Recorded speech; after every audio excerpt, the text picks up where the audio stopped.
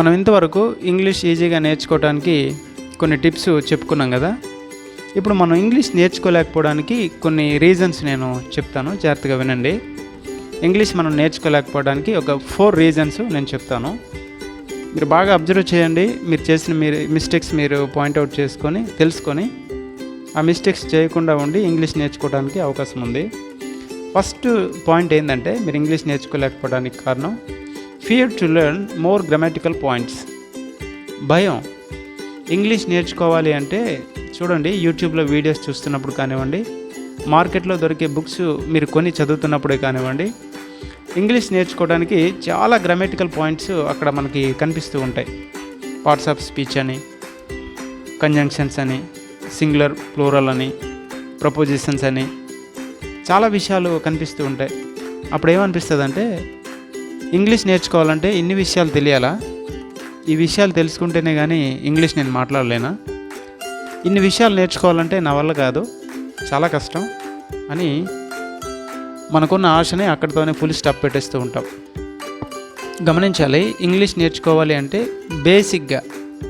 బేసికల్గా నేర్చుకోవలసిన విషయాలు కొన్ని ఉంటాయి.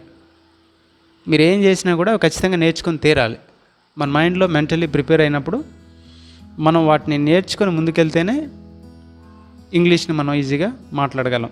అయితే మనం మాట్లాడలేకపోవడానికి కారణం ఏంటంటే, చాలా గ్రామటికల్ పాయింట్స్ మనం చూసినప్పుడు ఇంగ్లీష్ నేర్చుకోలేను అని అక్కడే ఫుల్ స్టాప్ పెట్టడం వల్ల మనం ఇంగ్లీష్ నేర్చుకోలేం. ఇది ఫస్ట్ పాయింట్. సెకండ్ పాయింట్ ఏంది అంటే, చూడండి, focusing on how you learned previously, not on how you are learning. దీని అర్థం ఏంటంటే, సాధారణంగా మనం ఇంగ్లీష్ నేర్చుకుంటూ ఉన్నప్పుడు గతంలో మనకు ఎవరు నేర్పించారు, ఎలా నేర్పించారు, లేదంటే నువ్వేం నేర్చుకున్నావు అనే దానిపైనే నీ ఫోకస్ పెడుతూ ఉంటాం. ప్రజెంటు ఎవరు నేర్పిస్తున్నారు, ఎలా నేర్పిస్తున్నారు, ఎలాంటి మెథడ్ వాళ్ళు తీసుకున్నారు మనకి ఇంగ్లీష్ నేర్పించడానికి అనే దానిపైన ఫోకస్ మనం పెట్టాం. గతంలో మా టీచర్ ఎట్లా చెప్పలేదు, గతంలో నేను ఎట్లా నేర్చుకోలేదు, వాటిపైనే మన ఫోకస్ని పెడుతూ ఉంటాం. ఏమో ఇప్పుడు చెప్తున్న వాళ్ళు సింపుల్ మెథడ్లో వెళ్తున్నారేమో, వేరే మెథడ్లో నేర్పిస్తున్నారేమో అనే దానిపైన ఫోకస్ పెట్టాలి.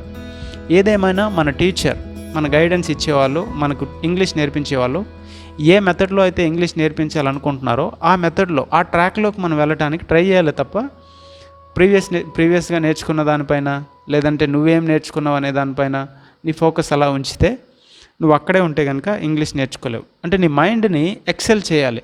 నీ మైండ్ ఎన్లార్జ్ చేస్తే ఇప్పుడు కొత్త విధానంలో నువ్వు ఇంగ్లీష్ నేర్చుకోవడానికి అవకాశం అనేది ఉంటుంది. నువ్వు ఇంగ్లీష్ నేర్చుకోలేకపోవడానికి ఏంటి కారణం అంటే, గతంలో నేర్చుకున్న దానిపైన నువ్వు ఫోకస్ పెట్టి ప్రజెంట్ నేర్పిస్తున్న వాళ్ళపైన ఫోకస్ పెట్టలేకపోవడాన్ని బట్టి.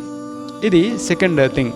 థర్డ్ థింగ్ ఏంటంటే, మూడో విషయం చూడండి, thing you are learning are not in order. Things you are learning are not in order. దీని అర్థం ఏంటంటే, నువ్వు నేర్చుకున్నటువంటి విషయాలు క్రమంలో లేకపోయినా నువ్వు ఇంగ్లీష్ నేర్చుకోవడం అనేది చాలా కష్టం అవుతుంది. ఇంగ్లీష్ అనే కాదు, ఏ విషయాలైనా దానికి ఒక ఆర్డర్ ఉంటుంది. ఇన్ని విషయాలు ఉన్నాయి కదా అని చెప్పి ఎప్పుడు పడితే అప్పుడు ఏది పడితే అది తీసి చదివినా, నేర్చుకుందామని ట్రై చేసినా చాలా కష్టం. మనం ఆ విధంగా నేర్చుకోలేం. మనం నేర్చుకుంటున్నటువంటి విషయాలకి ఒక ఆర్డర్ ఉందా లేదా. ఫర్ ఎగ్జాంపుల్, ఇంగ్లీష్ నేర్చుకోవాలి అనుకుంటున్నప్పుడు స్టార్టింగ్లో ఏం నేర్చుకోవాలి, ఆ తర్వాత ఏం నేర్చుకోవాలి, ఎంతవరకు నేర్చుకోవాలి, ఆ తర్వాత ఏం నేర్చుకోవాలి, ఈ రకంగా స్టెప్ బై స్టెప్ మనం నేర్చుకుంటూ వెళ్ళాలి. నాకు టెన్సెస్ అంటే ఇష్టం కదా అని చెప్పి డైరెక్ట్గా టెన్సెస్లోకి వెళ్ళిపోయి, నాకు పార్ట్స్ ఆఫ్ స్పీచ్ అంటే ఇష్టం కదా అని చెప్పి డైరెక్ట్గా పార్ట్స్ ఆఫ్ స్పీచ్లోకి వెళ్ళిపోయి, నాకు యాక్టివ్ వాయిస్, పాసివ్ వాయిస్ ఇష్టం కదా అని చెప్పి డైరెక్ట్గా వాటిలోకి వెళ్ళిపోతే దానికంటే ఒక ఆర్డర్ ఉండదు కాబట్టి అది డిజార్డర్ అయిపోతుంది. కాబట్టి నువ్వు ఇంగ్లీష్ నేర్చుకోలేవు. నీకు ఏది ఇంట్రెస్ట్గా ఉందో దానిపైన వెళ్ళిపోవటం కాదు, దాంట్లోకి వెళ్ళటానికి ముందు నువ్వేం నేర్చుకోవాలో అవి ఫస్ట్ నేర్చుకుంటే ఆర్డర్లో నువ్వు వెళ్తే ఇంగ్లీష్ నేర్చుకోవడానికి అవకాశం ఉంది. ఇంగ్లీష్ నేర్చుకోలేకపోవడానికి కారణం మనం నేర్చుకునే విషయాలు డిజార్డర్లో ఉండటం. ఇది థర్డ్ పాయింట్. ఫోర్త్ పాయింట్ చెప్తున్నా చూడండి, మనం ఇంగ్లీష్ నేర్చుకోలేకపోవడానికి రీజన్స్లో ఇది ఒక main reason, bad maintenance of the notebook. English నేర్చుకుంటున్నప్పుడు గ్రామర్ మనం రాస్తూ ఉన్నప్పుడు మన పాయింట్స్ లేదంటే విషయాలు నోట్బుక్లో ఒక ఆర్డర్లో మనం రాసుకోం. ఎక్కడ పడితే అక్కడ, ఎట్లా పడితే అట్లాగా మనం రాసిస్తూ ఉంటాం.